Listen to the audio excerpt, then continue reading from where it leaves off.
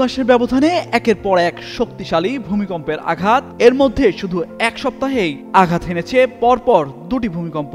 এতে আতঙ্ক বিরাজ করছে রাশিয়ার পূর্বাঞ্চলীয় কামচাতকা অঞ্চল জুড়ে। শুক্রবার আঘাত হানা 7.8 মাত্রার শক্তিশালী ভূমিকম্প নিয়ে এখনো মেলেনি কোনো ক্ষয়ক্ষতির খবর। ভূমিকম্পের পরপরই ওই এলাকায় সুনামির সতর্কতা জারি করা হয়েছে।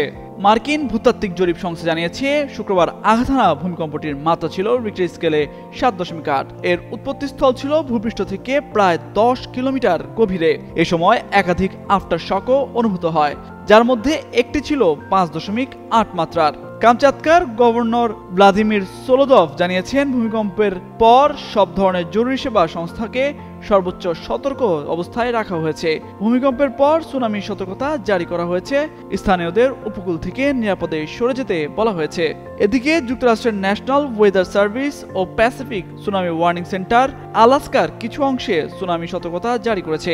সংস্থাটি বলছে ওই এলাকায় প্রবল স্রোত তৈরি হতে পারে এবং কামচাতকা উপকূলের কিছু অংশে সর্বোচ্চ 3 মিটার উচ্চতার ঢেউ আছড়ে পড়তে পারে।